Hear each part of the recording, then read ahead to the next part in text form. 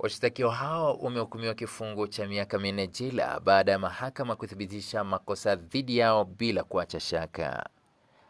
Akisoma hukumu hiyo, hakimu wa mahakama hiyo Karim Mushi alisoma kuwa kosa la kwanza ni kinyume na kifungu cha 296A na B cha kanuni ya adhabu sura ya 16 kinachohusu wizi.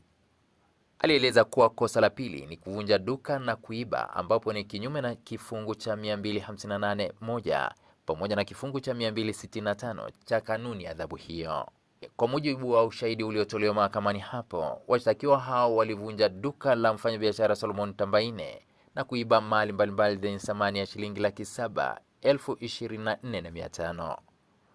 Wakiwa mahakamani hapo, watu hao walikana shitaka, ambapo hata hivyo baada ya kesi kusikilizwa pande zote mbili, mahakama ilijiridhisha bila shaka kuwa watuhumiwa hao walivunja na kuiba vitu mbalimbali dukani. Baadhi ya vitu vilivyoibwa ni pamoja na paketi 61 za sabuni ya unga, mafuta kopo 11, kilo 5 za sukari, fedha shilingi 200,000, lita 20 za petroli, lita 10 za mafuta ya kupikia, vyote vya thamani ya shilingi 724,500.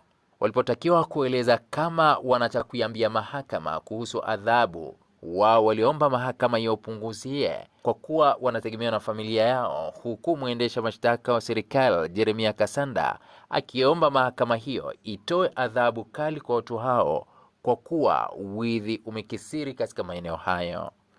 Nje ya mahakama, EATV tumezungumza na baadhi ya wananchi kuhusu hukumu hiyo sambamba na hali ilivyo sasa katika maeneo mengi wilayani Kiteto.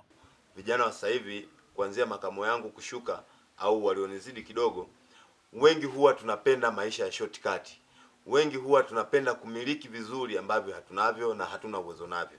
Kwa hiyo ukija kwenye mustakabali wa maisha ya kawaida, hapa lawama moja kwa moja utazipeleka serikalini, kwa sababu serikali haikuandaa miundombinu thabiti ya kumfanya kijana wa leo aone kuna haja ya kujitafutia. Ni vizuri elimu itolewe kwenye jamii na hasa kwa vijana, kwamba kuonyesha kwamba wizi sio jambo zuri, na hasa pia katika imani tunaangalia jambo la wizi sio jambo zuri. Kwa hiyo vijana wajengewe kupitia imani.